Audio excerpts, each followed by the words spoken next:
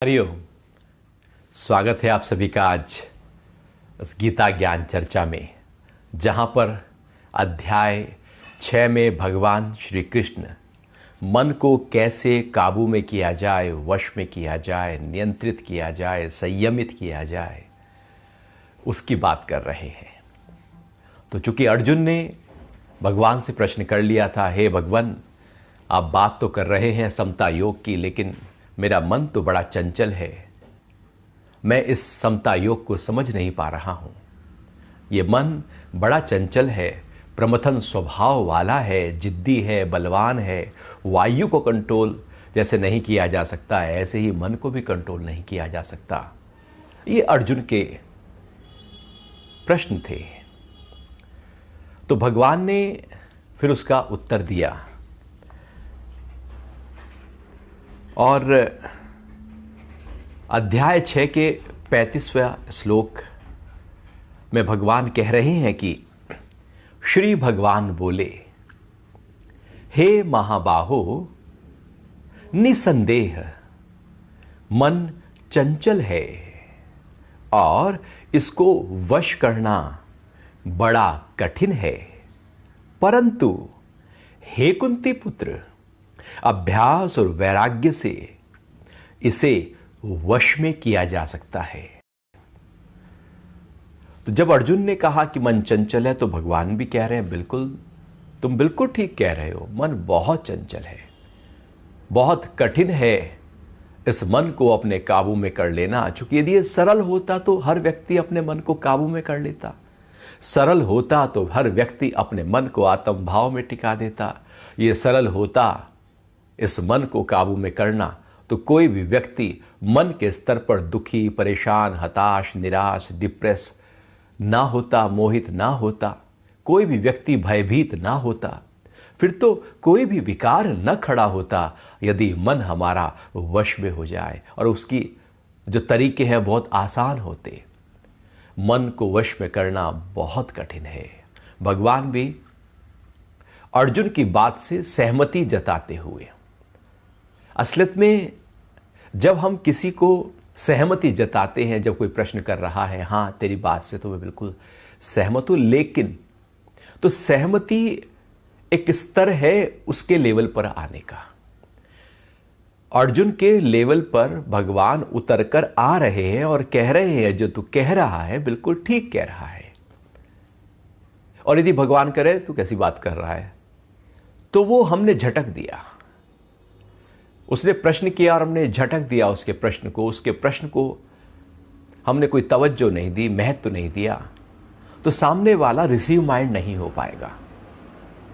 Receive mind करने के लिए उसको उसके लेवल पर हमें आना होगा और साथ ही साथ उसकी स्थिति को, उसकी व्यथा को, उसके मन में जो चल रही ऊहापोह है उसको समझना होगा। और जब उसके स्तर पर आकर हम बात करते हैं तो वो फिर हमारी बात सुनने लगता है। जैसे हम बच्चे से बात करते हैं तो बच्चे के स्तर पर आ जाते हैं, कोई व्यापार की बात कर रहे हैं तो उस स्तर पर चले जाते हैं, कोई लीगल टॉक हो रही है तो उस स्तर पर चले जाते हैं, मेडिकल चर्चा हो रही है तो उस स्तर पर चले जाते हैं, परिवार में पत्नी से, भाई से, पिता से बात हो रही है तो उसके स्तर पर, जब हम जिससे बात कर रहे हैं उसके स्तर पर चले जाते हैं तो वो संबंध बहुत मजबूत होने लगता है। क्योंकि वहां पर हमारा अहंकार नहीं होता, वहां पर यह नहीं होता कि मुझे कुछ ज्यादा पता है। पहला स्तर है नीचे उतरना, और भगवान यहां पर वही जो पहला स्टेप है, एक कदम नीचे आकर फिर उसका हाथ पकड़कर ऊपर ले आना। क्योंकि भगवान की स्थिति ऊंची है, अर्जुन की स्थिति नीची है, तो अर्जुन तो ऊपर एकदम आ नहीं सकता, इसलिए भगवान समय समय पर अपने आप को नीचे लेकर आते हैं, अर्जुन का हाथ पकड़ते हैं और फिर ऊपर की तरफ ले जाते हैं। यहां पर भी ठीक उसी तरह से एक मनोविज्ञान को ध्यान में रखते हुए भगवान ने बात रखी कि बिल्कुल अर्जुन तुम ठीक कह रहे हो। चूंकि अर्जुन ने लगातार 2 श्लोकों में इस मन की चंचलता की बात की, चूंकि उसके मन में बहुत गहरे स्तर पर पड़ा था कि मन चंचल है। तो भगवान ने कहा कि मन बड़ा चंचल है, बिल्कुल भगवान ने स्वीकार कर लिया। और दूसरा ये भी कह दिया कि बड़ा कठिन है वश में करना। पहली बात कही चंचल है, ओके एक्सेप्टेड। दूसरा है कठिन है, वश नहीं किया जा सकता, भगवान ने उसको भी स्वीकार किया। लेकिन अब तीसरी बात भगवान यहां पर एक विधि बता रहे हैं, एक तरीका बता रहे हैं कि कैसे इस मन को वश में किया जाए। और ये तरीका है अभ्यास और वैराग्य का। भगवान कह रहे हैं किंतु हे कुंती पुत्र, अभ्यास और वैराग्य से इसे वश किया जा सकता है। देखो, जैसे हम सब चाहते हैं हमारा जो मन है वो कंट्रोल में रहे, क्योंकि भागता बहुत है, पता नहीं कहाँ कहाँ यात्रा करके आता है, दौड़ता ही रहता है, दौड़ता ही रहता है, उठते ही दौड़ना शुरू कर देता है। और सब कुछ हम कर रहे होते हैं सारे काम, लेकिन इसकी दौड़ लगी रहती है। इसकी चंचलता में कभी कोई कमी नहीं आती। शरीर बूढ़ा हो जाता है, मन की चंचलता फिर भी नहीं थमती, ये फिर भी भाग रहा है। या तो ये डिप्रेस होकर ऐसे गहरे गड्ढे की तरफ चले जाएगा, या फिर ये दौड़ेगा, या ये भयभीत होकर परेशान होने लगेगा, या किसी विकार में चला जाएगा, या कोई इच्छा प्रकट हो जाएगी, या इसके अंदर अहंकार प्रकट हो जाएगा। इसकी चंचलता अनेक रूपों से प्रकट होती रहती है। कुछ भी कभी भी यहाँ पर मन के पटल पर आ सकता है, एक प्लेटफॉर्म की तरह बस सब कुछ यहाँ पर नृत्य होता रहता है। तो उसका तरीका बता रहे हैं भगवान, अभ्यास और वैराग्य। देखो, हम सब वश करना चाहते हैं तो यही तरीका है। और महर्षि पतंजलि ने भी अपने शिष्यों को योग सूत्र में अभ्यास और वैराग्य की ही बात कही कि जब भगवान महर्षि पतंजलि ने कहा कि चित्त की वृत्तियों का निरोध करना योग है, और चित्त की वृत्तियां जब निरोधित हो जाती हैं तब दृष्टा अपने स्वरूप में टिक जाता है। तो फिर उसके लिए कहा कि अभ्यास और वैराग्य से हम अपनी वृत्ति को कंट्रोल कर सकते हैं। अभ्यास वैराग्याभ्याम तन्निरोधः, उनका निरोध किया जा सकता है अभ्यास और वैराग्य से। ठीक यही भगवान श्री कृष्ण गीता में कह रहे हैं, अभ्यास और वैराग्य। अब इस अभ्यास और वैराग्य को थोड़ा समझना होगा कि क्या अभ्यास करना है और क्या वैराग्य करना है। देखो, हमारा मन यदि आप देखें तो लगातार भाग रहा है किसी आसक्ति में, किसी राग में, किसी क्रोध में, किसी काम वासना में, किसी लोभ में, किसी राग में, किसी द्वेष में, किसी इच्छा में, और उसमें जाकर वो रस लेता है। उसको बड़ा मजा आता है। आप कोई भी भोग भोगो, बड़ा मजा आएगा। आप बहुत अच्छे स्वादिष्ट व्यंजन ग्रहण करो, भोजन करो, देखो बड़ा मजा आएगा। आप कहीं पार्टी में गए हुए हैं, खूब अच्छा खाना सजा हुआ है, आप बहुत आनंदित हो जाएंगे। लेकिन आपने पेट भर के खा लिया। अब उसके बाद पहले तो रस लिया, अब उसके बाद क्या होगा? अब पेट कहेगा अरे भैया बहुत भर गया है, नींद फिर बहुत गहरी आएगी और सुबह को खुल के पेट साफ नहीं होगा क्योंकि हमने अनाप शनाप खाया था। तो और फिर जब सुबह को उठे और जलन होने लगी, एसिडिटी होने लगी और पेट में गैस बन गई, भारीपन हो गया या पेट ढीला हो गया, तो हम कहेंगे अरे यार बेकार में वहाँ पार्टी में गए थे, इससे तो घर ही अच्छा था, घर में ही खा लेते। तो पार्टी का जब खाना दिख रहा था तब उसमें रस आ रहा था। सुबह को जब एसिडिटी हुई तो उस खाने से वैराग हो रहा था कि ये तो ठीक नहीं है क्योंकि इसने तो उपद्रव कर दिया। तो ऐसे ही आप कोई बहुत अच्छा म्यूज़िक सुनने लगो, देर तक सुनने लगो, तो उसके बाद में आपको लगेगा कि अरे ये म्यूज़िक तो अब मज़ा नहीं आ रहा है, अब इसको चेंज करो, या हम चले जाते हैं। तो एक समय तक वो रस और उसके समय धीरे से हम दूर होने लगते हैं। ऐसे ही आँख कोई रूप देख रही है तो बहुत रस आता है, पिक्चर देख रही है बहुत अच्छा लगता है, लेकिन फिर एक समय बाद में मन कहता है, आंखें कहती है नहीं अब तो नहीं, बस बंद करो, पिक्चर को बंद करो। अब आंखें सहन नहीं कर पा रही हैं। तो अभी आंखों को रस आ रहा था, राग आ रहा था, अभी वैराग शुरू हो गया। तो ऐसे ही व्यक्ति काम वासना में जाता है, बहुत रस आता है, उसके बाद उसको विरक्ति होने लगती है। ऐसे ही कुछ भी वो गंध ले रहा है लगातार, फिर उसको उससे विरक्ति हो जाती है। कोई भी इंद्रियों से जब हम रस ले रहे होते हैं, और इंद्रियों से रस लिया जाता है, मन जो है अपने आप इंद्रियों को सहारा बनाकर वो रस लेता है। वो अपने आप कुछ नहीं कर सकता, वो किसी को पकड़ता है। जैसे एक राजनेता वोटर्स को लुभाकर वोट ले लेते हैं, ऐसे ही मन जो है वो इंद्रियों को लुभाकर रस ले लेता है। तो मन रस लेता रहता है, तो ये लगातार हमारा मन जा रहा है इस राग की तरफ, आसक्ति की तरफ, अटैचमेंट की तरफ, और हम बाहर अटक रहे हैं, फंस रहे हैं, उलझन है। कहीं सुख आया, कहीं दुख आया, कहीं बहुत अच्छा लगा, कहीं दूरी बनाई, कहीं प्रेम किया, कहीं झगड़ा किया, कहीं लाभ हो गया, कहीं हानि हो गई, कहीं पर किसी रस के माध्यम से कीर्ति हो गई कि दान दिया तो रस आया, कीर्ति हो गई, और फिर कहीं पर अपकीर्ति हो गई। तो इस तरह से ये जीवन लगातार राग के आधार पर खड़ा है। जीवन का हर जो भी कर्म हो रहा है हमारे द्वारा, उसका दूसरा पक्ष भी होता है, और प्रकृति हमको सिखाती रहती है कि इसमें ज्यादा अटको नहीं, फंसो नहीं। पुरुष तत्व जो अंदर बैठा है, जो प्राणा अंदर बैठा है, जो पवित्रता अंदर बैठी है, वो कहती रहती है कि तू गलत दिशा में जा रहा है। हमारा राग जो है वो लगातार जब बढ़ता है तो अंदर वाला कहीं उसका मन जो है कचोटता है कि गलत दिशा हो रही है। इसलिए जो पापी व्यक्ति है वो पुण्य करने लगता है, क्योंकि उसे अंदर वाला कहता है कि कुछ गलत कर रहा है। तो राग की तरफ हम ऐसे जाने लगते हैं। तो जीवन में हर घटना हमको बताती है कि इसमें कुछ सार नहीं है। जब बच्चा खिलौना लेकर आता है, खिलौना टूट जाता है, तो वहां वो सिखा दिया जाता है कि जो चीज आती है वो टूट भी जाती है। फिर बड़ा कुछ भी सामान, महंगा सामान लेकर आए, घड़ी लेकर आए, खो जाए, टूट जाए, कुछ भी कार में स्क्रैच आ जाए, शरीर में बीमारी आ जाए, ये सब हानि हो जाए, अपमान हो जाए, अपकीर्ति कहीं पर हो जाए, ये क्या सिखा रहे हैं? दुख आ जाए। ये सिखा रहे हैं जिस सुख, दुख सिखा रहा है जिस सुख की तरफ जा रहे थे वो बेकार है। अपमान सिखा रहा है जिस मान की तरफ जा रहे थे वो बेकार है।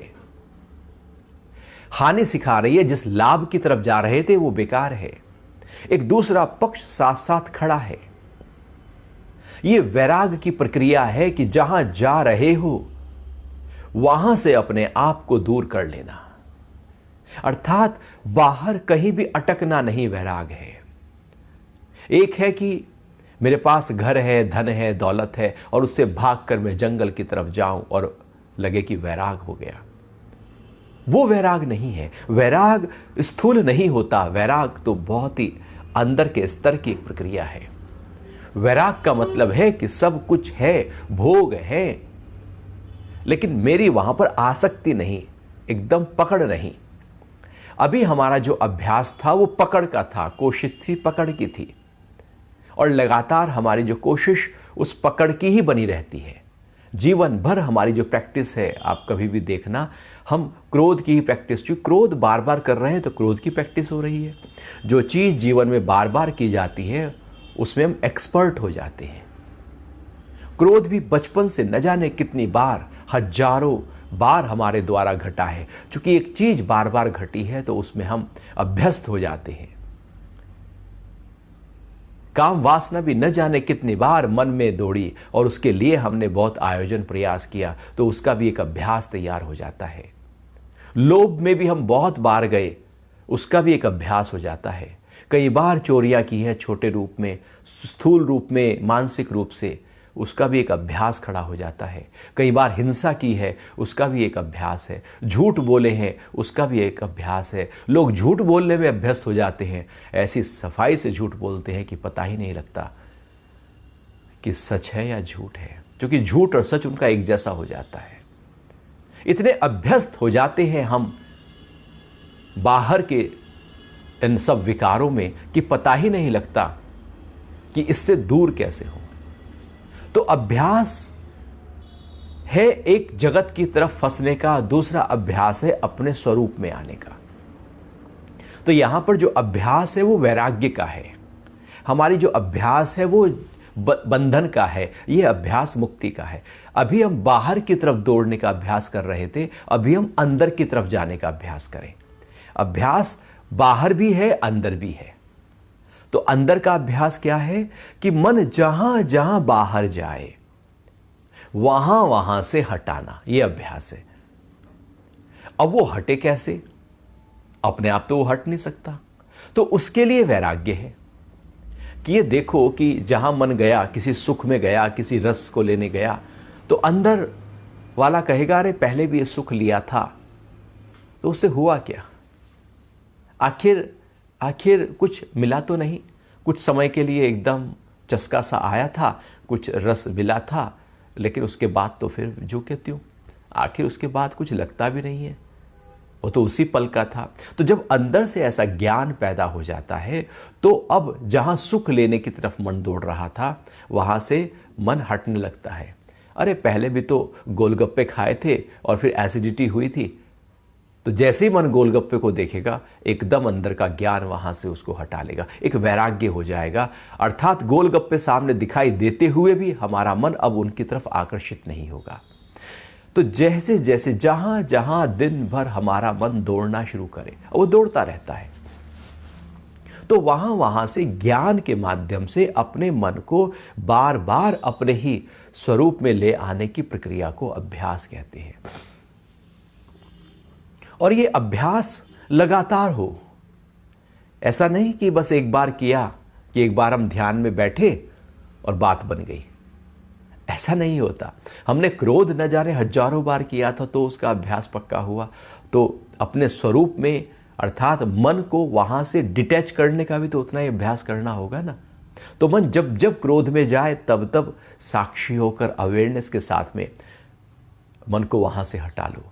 तो जहां जहां मन विकार में जाए वहां वहां से हटाने की प्रक्रिया, जिस इच्छा में जाए, जिस वासना में जाए, ज्ञान सहित। एक है जबरदस्ती हटा लेना कि सामने रूप तो है, मैंने आंखें बंद कर ली, तो केवल वो आंखें बंद करने से बात नहीं बनेगी, अंदर तो जू का त्यों पड़ा रहेगा। वैराग्य अंदर की स्थिति है, अभ्यास में बाहर कुछ हो रहा है। वैराग्य है अंदर जो आसक्ति थी, अटैचमेंट था, उस अटैचमेंट को, उस आसक्ति को, उस तार को काट देना। क्योंकि हम किसी वस्तु से, किसी व्यक्ति से, किसी पदार्थ से, किसी धन से बाहर कहीं कनेक्ट है। कहां से कनेक्ट है? हमारे ही अंदर कुछ ऐसा है जिससे हम कनेक्ट है। राग के जो तार हैं वो दिखते नहीं। ऐसे ही है कि जैसे व्यक्ति यहां बैठा है और उसका जो अपने वाला है वो अमेरिका में है, तो शरीर से बहुत दूर, बहुत दूर है, हजारों मील है, लेकिन वो राग का जो कनेक्शन है वो पूरी तरह से कनेक्ट है।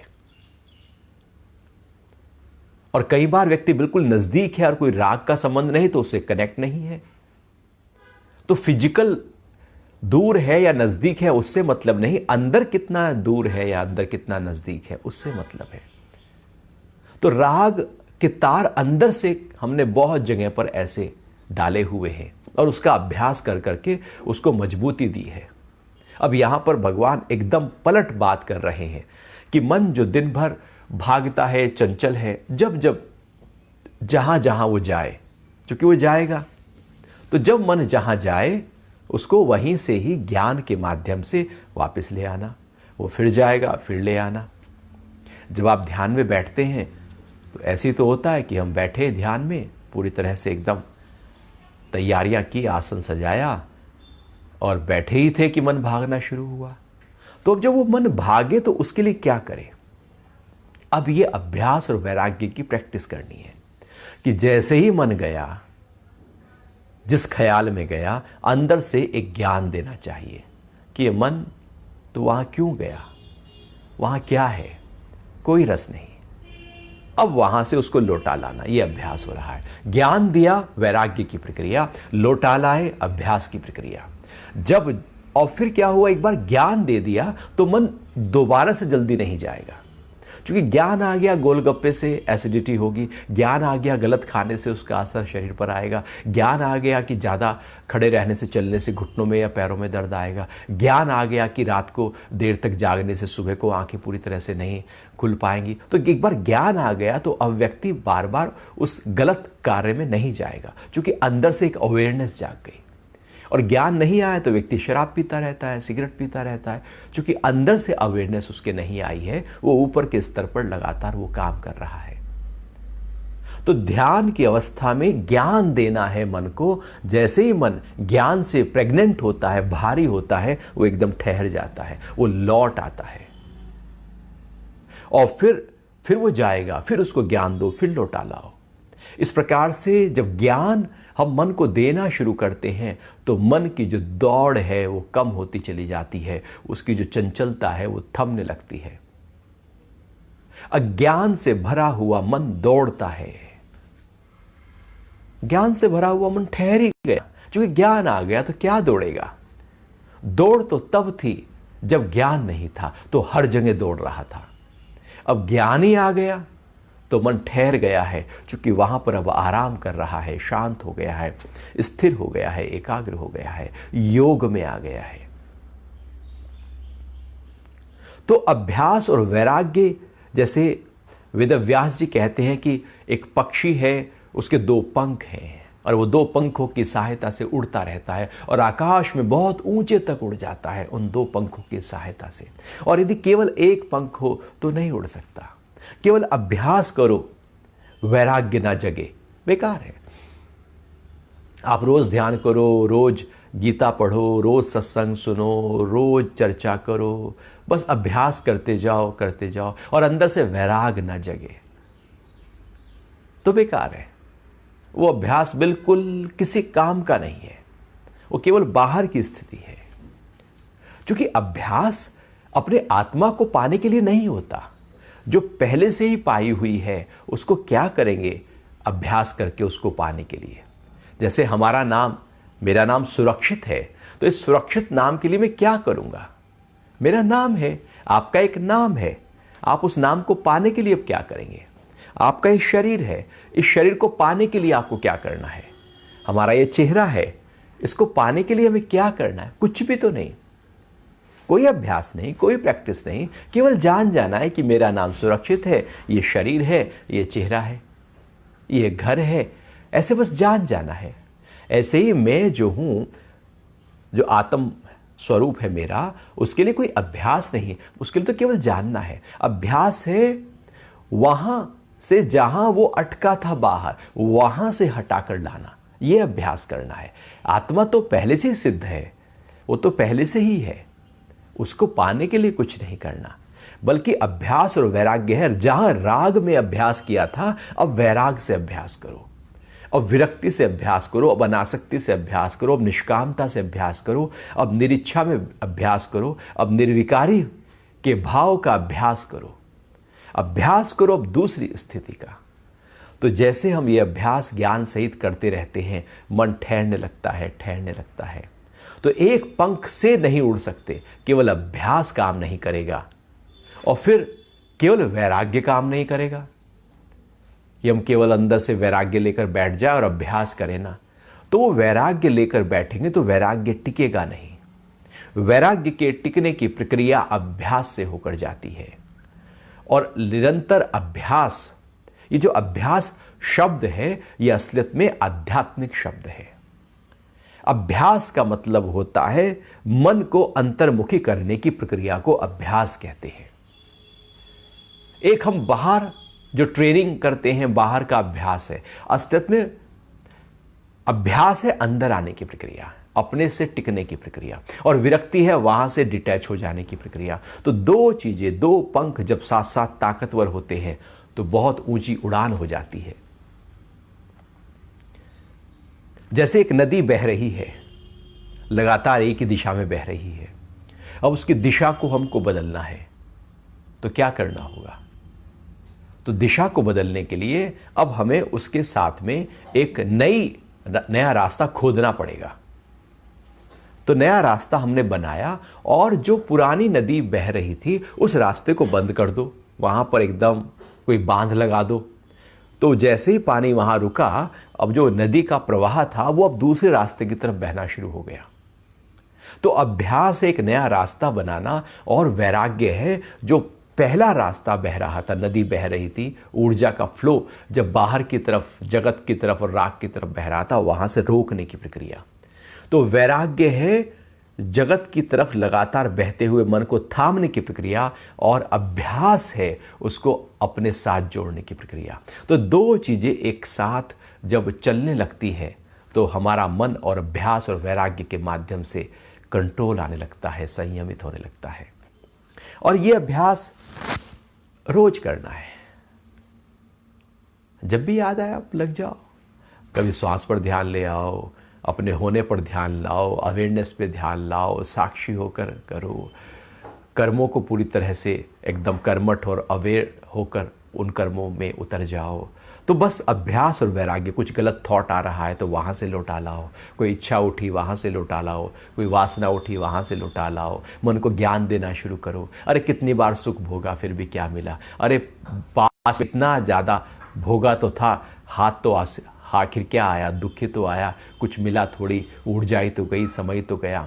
तो ऐसे ज्ञान देते जाओ तो ऐसे धीरे धीरे हमारा पास्ट कहीं खो जाएगा, और फ्यूचर में जो बहुत भय लगा हुआ है, लोभ लगा हुआ है, वो मन फ्यूचर से भी हट जाएगा। पास्ट और फ्यूचर से हटने की प्रक्रिया के लिए अभ्यास और वैराग्य है।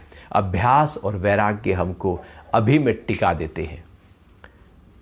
तो इस तरह से भगवान ने एक प्रैक्टिस की बात कही, एक अभ्यास और वैराग्य की बात कही कि मन को इसी तरह से काबू में किया जाए।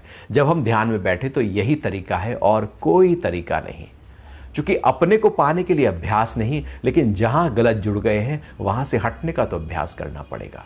यदि लोभ में चला गया तो वहां से तो हटना पड़ेगा, मोह में तो चला गया वहां से हटना पड़ेगा। ये अभ्यास है। जो गलत जुड़ गए थे उसको सही जोड़ने की प्रक्रिया अभ्यास है। जैसे ही सही जुड़े हम अपने स्वरूप में उसी पल आ जाएंगे। जैसे तारों के कनेक्शन सही कर दें तो एकदम प्रकाश हो जाता है। तो प्रकाश लाइट तो पहले से ही है, बस कनेक्ट गलत हो गया था। ऐसे ही अभ्यास और वैराग्य से कनेक्ट सही हो जाता है, हम अपने स्वरूप में, अपने योग में उसी समय उतर जाते हैं। फिर भगवान आगे कह रहे हैं, अध्याय 6 पर हैं हम, और ये श्लोक है 36। जिसका मन संयमित नहीं है उसके लिए योग कठिन है, किंतु मन को वश में करने वाला और प्रयत्नशील इसे साधन द्वारा प्राप्त कर सकता है, ऐसा मेरा मत है। जिसका मन संयमित नहीं है उसके लिए योग कठिन है। अब मन ही कंट्रोल नहीं कर पा रहे हैं, मन ही भाग रहा है, पल पल मन ठहरता ही नहीं है, ऐसे व्यक्ति के लिए योग कुछ नहीं कर पाएगा। योग बड़ा कठिन है, हो ही नहीं पाएगा। आप बैठो साधना में, आपका मन भाग जाएगा। आप प्राणायाम करने बैठो, मन भाग जाएगा। आसन के लिए बैठो, मन भाग गया। ध्यान के लिए बैठो, मन भाग गया। वॉक कर रहे हो, मन भाग गया। आप कुछ करना शुरू करो, मन फिर भाग गया। और फिर हम कहें कि मुझे शांति नहीं, सुकून नहीं, आनंद नहीं, प्रसन्नता नहीं, एकाग्रता नहीं। अरे भैया, मन ठहरे तो शांति आए। मन को तो हमने भगाए रखा है, उसको तो हम शांत कर ही नहीं पा रहे हैं, और शांत करना भी नहीं चाहते। हमें मजा आता है मन को भगाने में, हमें मजा आता है मन को दौड़ाने में। तो मन को भगाने में, मन को दौड़ाने में हमें मजा आता है, इसलिए मन भाग रहा है। तो क्या करना है कि ऐसे में यदि मन बहुत ज्यादा भाग रहा है, दौड़ रहा है, चंचल है, और हम कहें कि योग घट जाए जीवन में, नहीं घटेगा, कठिन हो जाएगा। तो फिर मन को जो ये संयमित नहीं हो पा रहा, इसको संयमित करने के लिए क्या करना पड़ेगा? अभ्यास और वैराग्य करना पड़ेगा। अभ्यास और वैराग्य योग नहीं, बल्कि अभ्यास और वैराग्य योग तक पहुंचाने के लिए है। योग की जो अवस्था है वहां तक पहुंचने के ये दो साधन हैं। जैसे स्कूटर के दो पहिए हैं और स्कूटर पे, साइकिल पे आप बहुत लंबी यात्रा कर लेते हो, पक्षी दो पंखों से लंबी उड़ान भर लेता है। ऐसे योग तक यदि हमें पहुंचना है तो अभ्यास और वैराग्य चाहिए, तो वृत्तियों का निरोध हो जाएगा। अन्यथा योग कठिन है। साधन ही नहीं है, दो पैर ही नहीं है और आप कहें कि मुझे चलना है, तो फिर तो आपके लिए एक कदम भी कठिन है। तो दो पैर जैसे हमें आगे बढ़ाते रहते हैं, ऐसे ही अभ्यास और वैराग्य हमको योग की तरफ आगे बढ़ाते रहते हैं। और यदि हम चले ही ना तो फिर योग सिद्ध नहीं होता। किंतु मन को वश में करने वाला और प्रयत्नशील इसे साधन द्वारा प्राप्त कर सकता है। अब भगवान यहां पर कह रहे हैं कि यदि मन को वश कर लिया तो योग प्राप्त हो जाएगा। अब मन वश कैसे करें? वही अभ्यास और वैराग्य से। अभ्यास और वैराग्य ये जो दो प्रैक्टिस है ये साधन कहलाती है। साधन का मतलब होता है ऐसा धन जो हमेशा मेरे साथ रहे, साधन। तो अभ्यास और वैराग्य रूपी धन यदि मेरे साथ हर समय है तो मैं एक साधन में हूं, मैं एक प्रैक्टिस में हूं, एक अभ्यास में हूं। और वो प्रैक्टिस कौन सी है? अंतर्मुखी हो जाने की। तो योग के साधन में यदि हम रत हैं तो फिर हम उस योग की उस स्थिति को प्राप्त कर सकते हैं। और यदि हम साधन में नहीं हैं, मन को वश नहीं कर रहे हैं, तो स्थिति प्राप्त नहीं हो सकती। हम मन को वश करना नहीं चाहते और चाहते हैं कि हम शांति को प्राप्त हो जाएं, नहीं घटेगा। हम ध्यान को प्राप्त हो जाएं, हम बैठ जाएं 5 मिनट के लिए, नहीं होगा। जिनका मन बहुत भागता है वो बैठ नहीं सकते ध्यान में कुछ देर के लिए भी, क्योंकि मन ठहर ही नहीं रहा है। योग घट ही नहीं सकता उनके जीवन में जिनका मन उनके काबू में नहीं। जब मन ही हम अपने काबू में नहीं कर पा रहे हैं, एकाग्र नहीं कर पा रहे हैं, ठहरा नहीं पा रहे हैं, और हम बात करें आत्म भाव में टिक जाने की, पहला ही लेयर, पहली सिक्योरिटी जो एयरपोर्ट पर है वहीं पर ही हमें फेल कर दिया गया है, हटा दिया गया है, तो अंदर तो हम बहुत दूर की बात है। वो अंदर तक हवाई जहाज में कैसे बैठेंगे जब पहले ही सिक्योरिटी बाहर से ही हमें हटा दिया गया हो। ऐसे ही मन के स्तर पर यदि हम अपने आप को ठहरा नहीं पा रहे हैं तो योग तो बहुत कठिन है। लेकिन यदि मन को वश में करने का साधन अभ्यास वैराग्य लगातार लगता रहे, रोज करते रहे, पल पल करते रहे, आप पाएंगे हम अपने योग की अवस्था में टिक गए हैं, ठहर गए हैं। किंतु मन को वश में करने वाला प्रयत्नशील, ये जो प्रयत्नशील की प्रक्रिया है, जो शब्द है बड़ा ही अनूठा है। प्रयत्नशील, लगातार प्रैक्टिस। ऐसा नहीं कि एक बार फेल हुए फिर छोड़ दिया, मन गया किसी सुख में, किसी रस में, किसी राग में, और फिर वहां वो रस लेने लगा, कोशिश भी की थी हटाए, वो हटा नहीं, और फिर हमने कहा चलो रस ही ले लेते हैं। प्रयत्नशील होना है, लगातार लगातार, तैल धारावत, कंटिन्यूअस। जैसे गंगा बह रही है कंटिन्यूअस, सूर्य की किरणें लगातार, हवा बह रही है लगातार, जैसे लगातार वो बह रही है, ऐसे ही हमें यहां पर प्रयत्न करना होगा। प्रयत्न क्यों करना होगा? क्योंकि मन को हमने गलत दिशा में जोड़ने के बहुत प्रयत्न किए थे, अब उसको सही दिशा में जोड़ने के प्रयत्न करने होंगे। यदि उसको गलत दिशा में जोड़ने के प्रयत्न ही ना किए होते तो ये प्रयत्न की भी आवश्यकता नहीं थी। जैसे कोई गलत चीज आप कर लो, तो अब आपने सब्जी में नमक तेज कर दिया, किसी कारण से हो गया, वो गलत हो गया। अब आप करोगे टमाटर डालना है, प्याज डालना है, कुछ आलू मिला देते हैं, कुछ पानी बढ़ा देते हैं, कुछ और प्रयत्न करेंगे उसको ठीक करने के लिए। यदि वो पहले से ही ठीक होती तो अब प्रयत्न हमारे खत्म थे।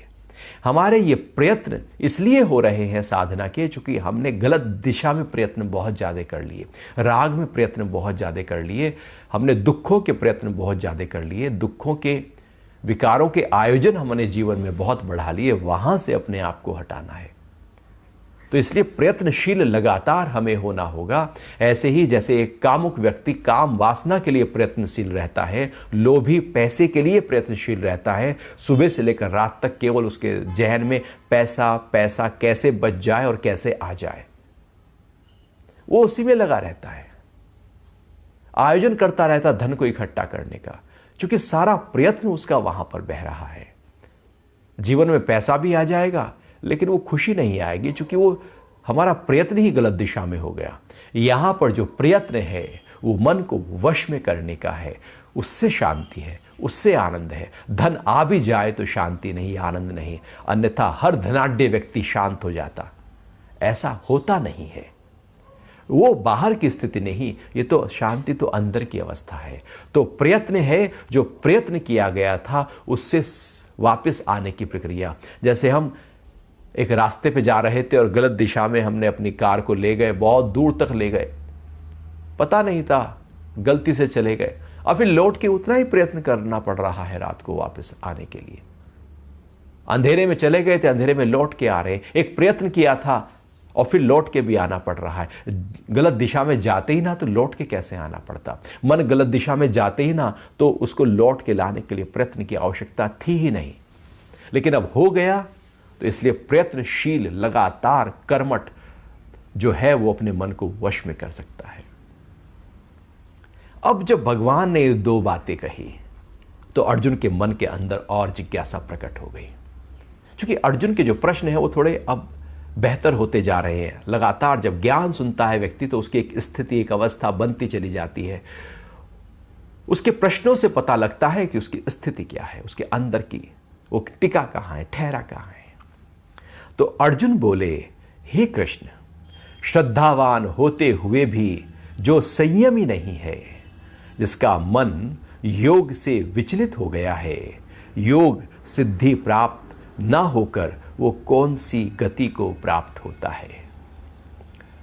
अब अर्जुन ने एक संशय उसके अंदर आया कि भगवान, यदि मान लो मैंने बहुत ज़्यादा इसमें कोशिश भी की, समय भी लगाया, श्रद्धावान भी हूँ, मैं पूरी तरह से समर्पित हूँ आपके प्रति, डेडिकेटेड हूँ, और फिर क्या हुआ कि संयम ही नहीं हूँ, मतलब मन को कंट्रोल नहीं कर पाया, मन मेरे हमारे कंट्रोल में नहीं है, संयम नहीं हो पाया जीवन में, इंद्रियां भाग रही हैं, मन भाग रहा है, इच्छाएं प्रकट हैं, और हम वैसे ही बावलों की तरह घूम रहे हैं जीवन भर।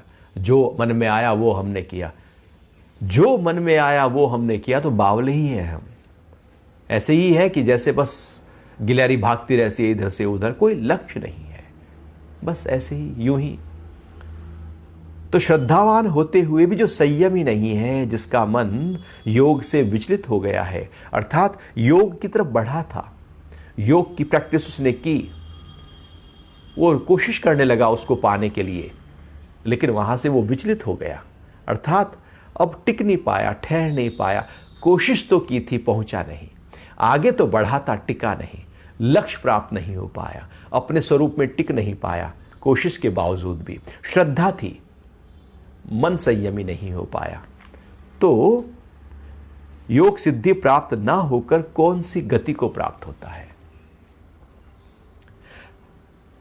बहुत ही गहरा प्रश्न कर लिया है अर्जुन ने कि उन साधकों के लिए कि जो लगातार ध्यान में है, अध्यात्म में है, प्रार्थना में है, प्रभु के साथ जुड़े हुए हैं, गुरु वचनों पर चल रहे हैं, वो लगातार जो प्रैक्टिस कर रहे हैं अपने ही स्वरूप को पा लेने की, और वो बहुत कोशिश, प्रयास, अभ्यास और वैराग्य, श्रद्धा के साथ उन्होंने किया, लेकिन मन की चंचलता के कारण से वो जो ऊंची अवस्था थी वो मिल नहीं पाई, वो टिक नहीं पाई, वो हो नहीं पाई। तो यदि ऐसा हो जाए कि बहुत कोशिश हो और योग की सिद्धि प्राप्त ना हो, तो फिर गति क्या होगी? क्या दुर्गति हो जाएगी? क्या फिर से लौटकर नीचे आ जाएंगे? क्या फिर से प्रैक्टिस करनी होगी? क्या करना होगा? कौन सी गति है? यह प्रश्न है बड़ा महत्वपूर्ण कि यदि इस जन्म में पूरा नहीं हुआ तो अगले जन्म में क्या गति होगी? क्या हम बिल्कुल निचली योनियों में चले जाएंगे क्योंकि हमारी योग सिद्धि तो प्राप्त हुई नहीं? क्या हम मुक्ति पूरी कभी भी पा नहीं पाएंगे या मुक्त हो सकते हैं? एक जिज्ञासा अर्जुन की उठ रही है कि यदि जो कोशिश कर रहा है मंजिल को नहीं पाया तो गति क्या है? क्योंकि अर्जुन समझ रहा है ना, यदि मैं बढ़ भी गया और उस सिद्धि की जिसकी आप बात कर रहे हैं वहां नहीं पहुंचा तो फिर वो तो बेकार हो गई सारा प्रैक्टिस। ऑब्वियसली सारी प्रैक्टिस बेकार हो गई अर्जुन के दृष्टिकोण से देखा जाए तो।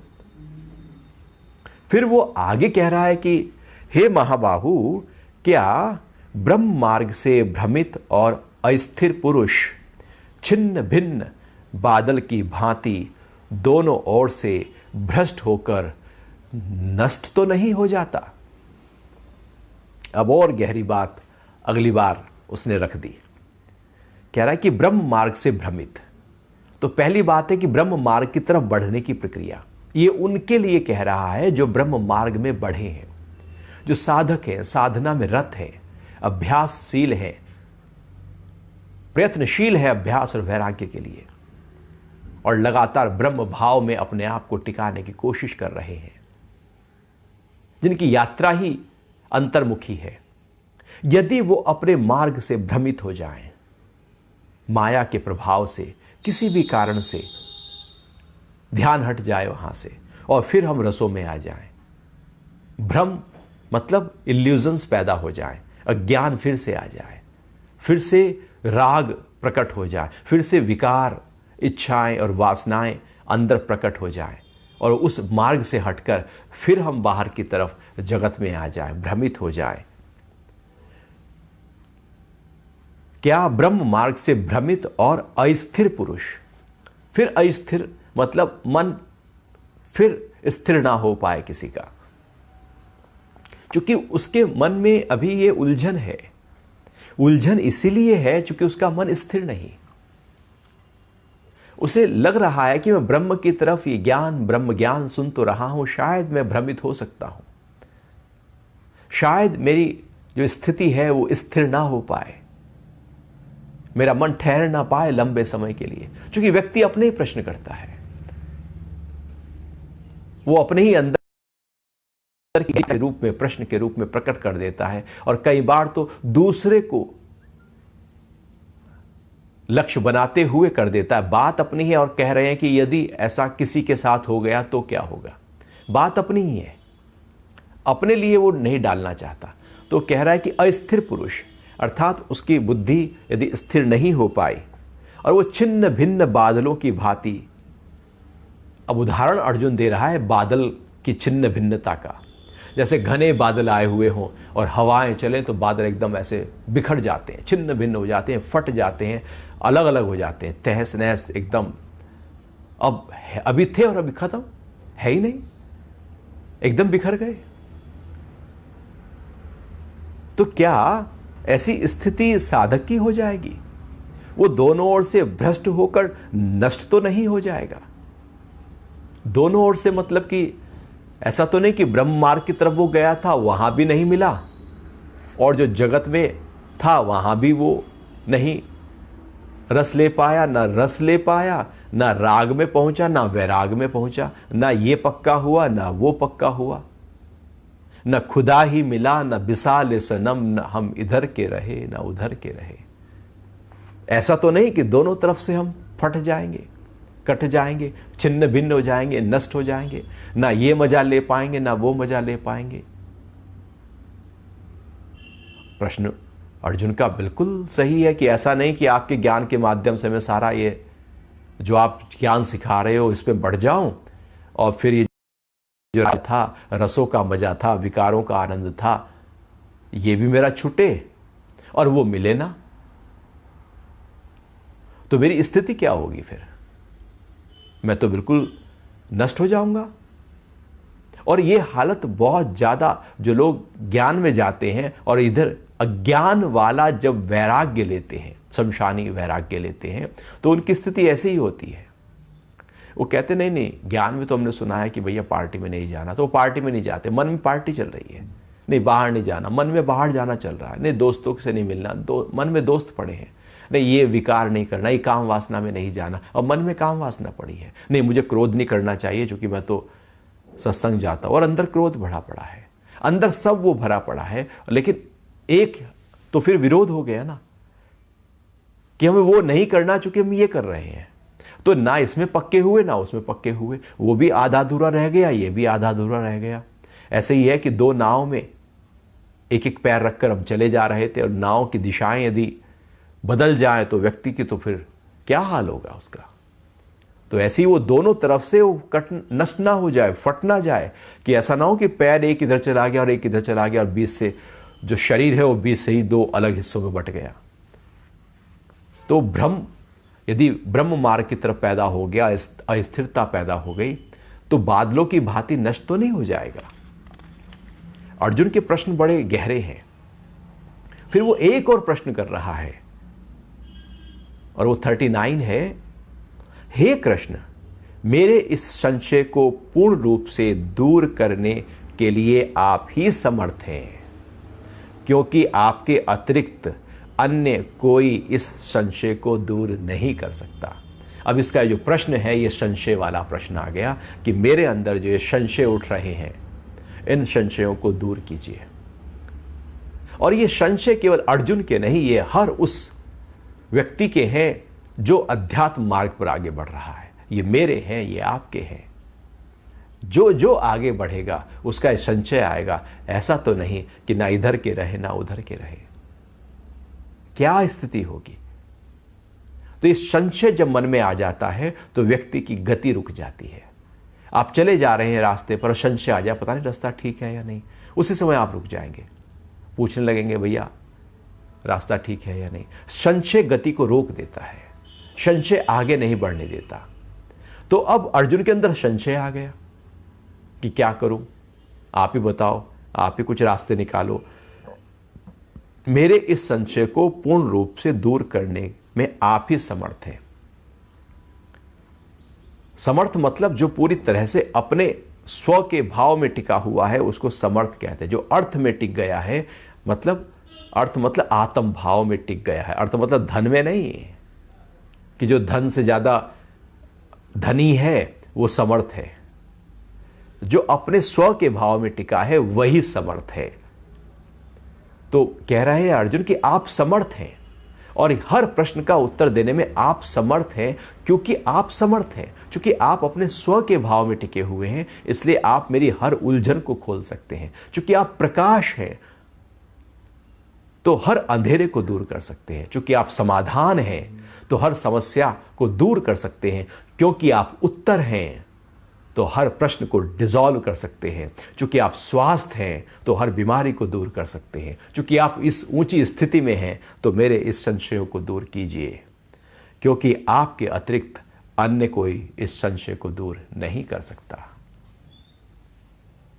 ये अर्जुन के 3 लगातार श्लोक थे। अब आगे हम भगवान के जो उत्तर हैं उन पर चर्चा करेंगे। अभी आपके प्रश्न हो तो उस पर बात कर सकते हैं।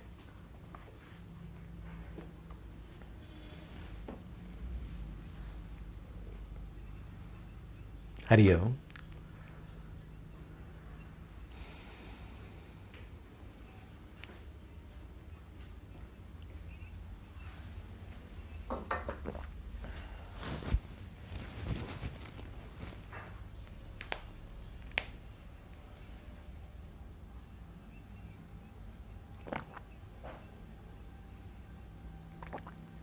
गृहस्थ जीवन में रहते हुए क्या भक्ति मार्ग की तरफ जा सकते हैं? भक्ति एक अंदर की स्थिति है, गृहस्थ जीवन एक बाहर की स्थिति है। गृहस्थ में बच्चों का ध्यान रखना है, पति का ध्यान रखना है, भाई का, सास का, ससुर का, पत्नी का, आपस में एक दूसरे का ध्यान रखना है। जहां हम रहते हैं वहां तो एक दूसरे का ध्यान रखेंगे ना। जिस घर में रहते हैं उस घर का भी हम ध्यान रखेंगे।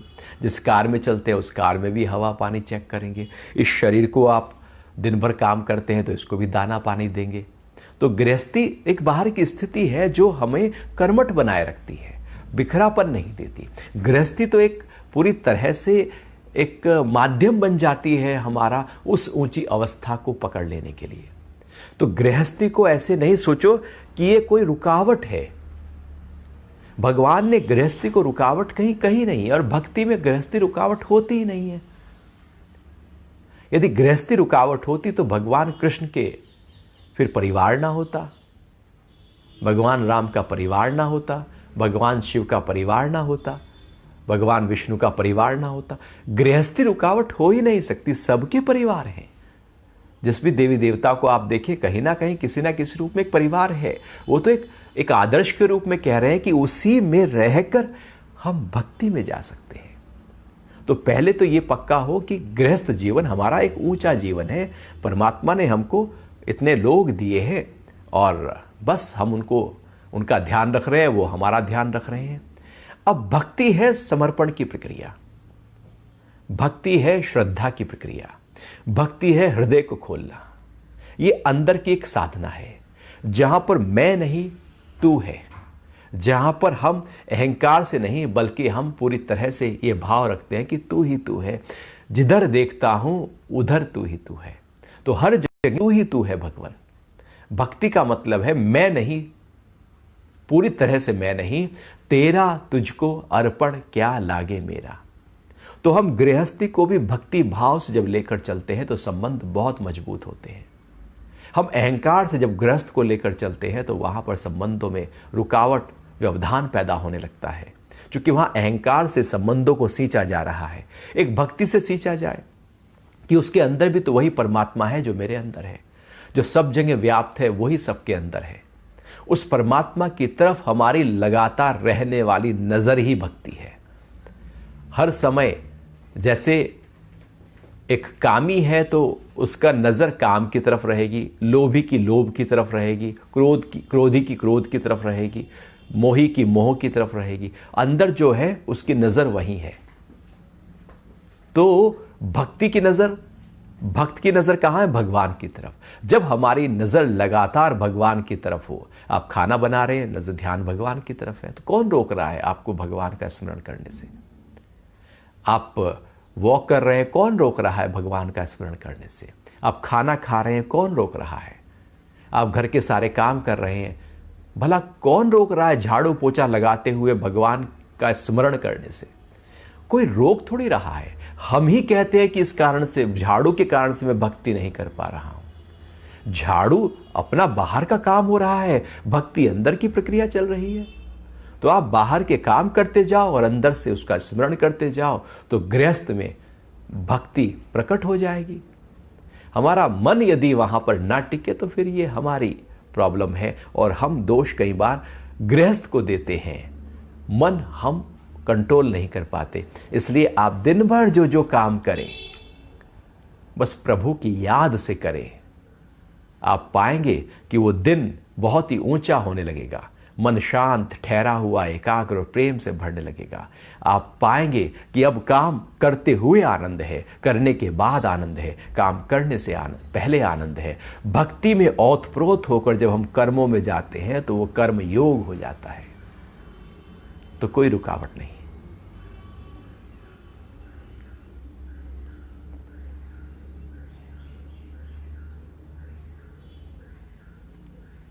निराशा और नाउम्मीदी को स्वयं से कैसे अलग करें? निराशा क्यों आती है? क्योंकि आशा थी। आशा के आधार पर निराशा खड़ी है। यदि आशा ही ना हो तो निराशा कैसे हो सकती है? अब ये आशा हमारे हाथ में है कि हमने कितनी बड़ी आशा की।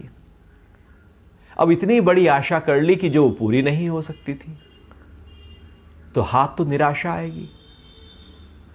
जो अब माली कहे कि ये आम का बीज मैंने बो दिया है, अब मुझे 6 महीने के अंदर आम चाहिए, और वो बैठा है इंतजार में, तो वो 6 महीने में आम कैसे आएंगे?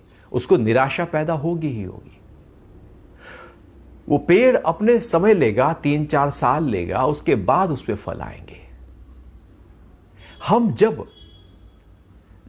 गलत समय पर कुछ आशाएं करने लगते हैं, प्रकृति के विपरीत आशाएं करने लगते हैं, अनुकूल आशाएं नहीं कर पाते, कर्मठता नहीं है लेकिन आशाएं किए हुए हैं, उसकी तरफ काम नहीं है लेकिन आशा किए हुए हैं। माली बैठ जाए बिना बीज बोए कि आम आएगा, आम आएगा, अब वो आशा करने लगे तो फिर कैसे आएगा?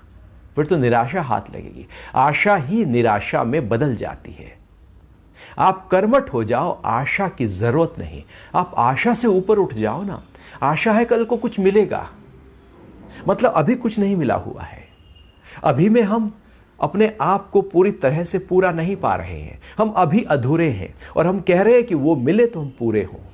हम कह रहे हैं कि कल को सुख मिले तो मुझे मजा आए, ये धन मिल जाए तो बात बने। हमने कहा कि अभी वो स्थिति नहीं जो मुझे आनंद दे पाए। बस ये कभी भी हमारी आशा को पूरा होने नहीं देगी, क्योंकि यदि हम अभी में सुख नहीं है तो कभी सुख नहीं है। निराशा हाथ आएगी ही आएगी।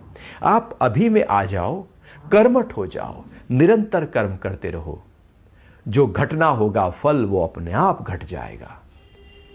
निराशा तब आती है जब हमारी उम्मीदें बहुत ज्यादा बड़ी हो जाती है और प्रकृति उसके अनुरूप फल नहीं दे रही होती, या हमारे कर्म उसके अनुरूप नहीं हो रहे होते, या वो समय अभी आया नहीं है उस काम को करने का।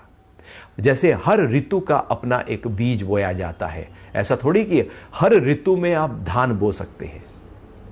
तो यदि सही समय पर बोएंगे, कर्म सही दिशा में सही प्रकार से होंगे तो उसका फल आएगा। आशा न करो, बल्कि अपने स्व के भाव में टिककर कर्मठ हो जाओ, फल अपने आप प्रकट होते जाएंगे। नहीं तो एक आशा पूरी होगी, कहीं और निराशा खड़ी हो जाएगी। क्योंकि जब एक आशा पूरी होती है तो अब हम और आशा करने लगते हैं, और बड़ी आशा, और कहीं ना कहीं कभी ना कभी वो निराशा में ही बदलता है। इसलिए एक जुआरी जब पहले जीतता है तो उसको और आशा खड़ी होती है, वो और पैसा लगाता है, वो फिर जीतता है, और आशा खड़ी होती है, फिर वो सारा लगा देता है और सारा डूब जाता है। जब आशाएं बड़ी होती जाएं तो फिर प्रकृति एक झटके में सब खत्म कर देती है। आशा में नहीं, बल्कि अपने स्व के भाव में, अपने कर्म में पूरी तरह से कर्मठ हो जाओ। फिर निराशा और नाउम्मीदी आपके साथ होगी ही नहीं, कभी नहीं होगी।